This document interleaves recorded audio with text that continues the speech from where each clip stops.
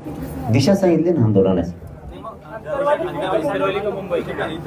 हा याला ते जरा संभ्रमच आहे. मराठीचे पोट्टे म्हणते मुंबई ऐकतच नाही तर. पण मी त्यांना एक सांगितलेलं आहे, भाऊ मुंबईत गेलं तरी मी तुम्हाला देतो आणि इथं बसलो तरी देतो. तुम्हाला काय करायचं? मी आंतरवालीत बसून येत, मुंबईत बसून येत, एका वाड्यात बसून. तुम्हाला काय आरक्षणाशी देणं घेणं? पण ते काही होऊ शकतो. शक्यतो सूत्रांची अशी माहिती आहे की अचानक निर्णय मुंबईचा होऊ शकतो, अशी सूत्रांची माहिती. हा 100% शक्यतो तशीच माहिती आहे सूत्रांची. सूत्र मात्र पक्क आहे.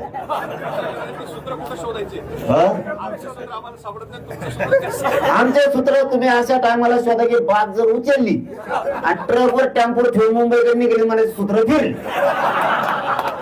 सूत्र मुंबईकडे निघालेत वाटतं. असंच होण्याची दाट शक्यता आहे. आणि अचानक सरकार जर डाव टाकू शकतो तर अचानक मी सुद्धा काही डाव टाकू शकतो. आणि आम्ही बरं आम्ही मुंबईला कमी नाही जायचं. मुंबईला कमी नाही जायचं. आम्ही मुंबई आमची नाही. देवेंद्र फडणवीस साहेब आमचे नाही. तर वर्षा आमची नाही, वर्षा आपली सगळ्याची. त्यात काय बंगला फडणवीस साहेब आपले, महाराष्ट्र आपला, मुंबई आपली, वर्षा आपली सगळ्याची. मी त्यांच्या स्लॅबवर बसून उपोषण करू शकतो. काय अडचण त्यांना? त्यांची टाकी असेल पाण्याची वर, मी बंद नाही करणार नळाचं पाणी. कमी पडत टाकीत पाणी भरू लागून देवेंद्र फडणवीस. ते पण डॉक्टर आहेत ना. डॉक्टर रेट का काय तर घेतले, काळी टोपी घातली त्यांनी अशी तपाशी देत मला काय झालं, ताप कमी झाला का, वागडा का, काय हरकत. त्यांनी का सेवा करू रे गरीब मराठीची? त्यांना संधी आली ना, आली की नाही संधी गरीब मराठ्यांची सेवा करायची? होय, खोट आहे का? काय अडचण आहे? मुंबई आमची. बघू द्या, बरेच बैल बघायचं राहते शेअर मार्केटचे. इमान जरा बघू द्या ना, कोण कोण काय खातंय, कोण कोणत्या गादीवर झोपवतो मंत्री, बघून द्या ना कशा आहेत त्यांच्या खोल्या, काय बघितलं पाहिजे. उलट त्यांनी मोकळे केले पाहिजे बंगले. परवा झोपाचे दिवस फक्त झाले उशाने येऊ नका. काय हरकत काय? उशा गाद्या त्यात त्यांच्याकडे वेगळे वेगळे बल्ब लावले असतात भाऊ. ही चित्र असे ते खाली वाकत येत, झोंपत येते, काय म्हणते फक्त हे नेऊ नका म्हणा. तुमच्या तांबे लोटे काही आणणार नाही पोरं. बघूया ना काय अडचण काय? गरीबाच्या लेकरांची सेवा करायला काय अडचण? काहीही होऊ शकतं अशी दाट शक्यता आहे निर्णय मुंबईचा पिऊन होण्याची. कारण तशी सूत्रांनी पक्की माहिती दिली. कारण काय सूत्र आमचं काय वरण भात खात नाही, तुंपाची तर अजिबातच दार नाही. पक्क सूत्र आहे. सूत्र काही डिल्ले सूत्र करू शकतो. आणि चारही बाजू सूत्र घुसायची येईल या बारीने.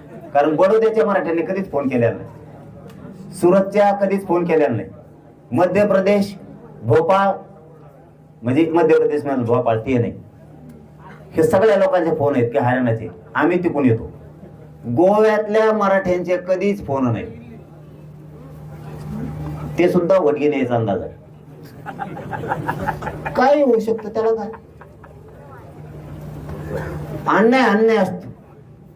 आणि एखादी जात जर अन्याय विरुद्ध चीड झाली ना, तो कधीच पक्षाला नेत्याला बाप मानत नाही. तो जातीलाच बाप मानतो. त्याला ओरिजिनल रक्ताच्या अवलाद मराठी. फक्त यांनी गैरसमाजाच्या बाहेर यावं, मराठ्याला हलक्यात घेऊ नये. आणि हल्ले फुल्ल्याच्या भानगडीत आता फडणवीसांनी पडू नये. एकदा आमच्या आईचे रक्त सांडले, आता आमच्या आया सुद्धा चपला काढत्या. हो, आता त्या कुटण्यात पडू नये. किती मार्ग काढून लवकर गरिबाचं कल्याण करता येईल याच्यावर डोकं लावावं, ही आमची भावना आहे. तुम्हाला वाटत असेल बापरे आमच्या डोक्यात हवा गेली फेवा गेली. हवा मराठी इतक्या लवकर काढते. यांच्या डोक्यात एक हवा आहे बघा. आता मला दवाखान्यात जायचं एवढंच सांगतो. त्यांच्या डोक्यात हवा आहे बहुमत हे आमचं कोणी काही करू शकत नाही. आणि दुसरा एक शब्द आहे, सत्य पुढं शानपण चलत नाही. मराठ्यांवरती आता वेळ आहे. मराठ्यांपुढं शानपण सत्याचं चलत नाही दाखवून द्यायची.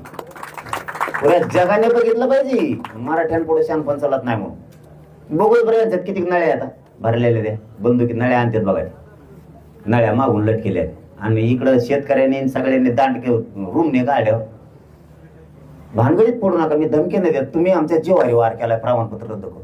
तुम्ही जे करायला नको होतं ते वाटोळ करायचा अधिकार. एक तर तुम्ही आयुष्यात आम्हाला आरक्षण नाही दिलं. आम्ही आमचं रक्त जाळून मिळवलं तर तुम्ही ते घालवायला निघाला. सुट्टी नाही. आणि सगळ्यांनी शांततेत कामाला लागा. आणि शेवटचा शब्द सांगतो, 29 ऑगस्टचं आंदोलन शांततेत होणार, अंतर्वलीतच होणार, शांततेत होणार. कुणी जाळपोळ दगडफेक करायची नाही.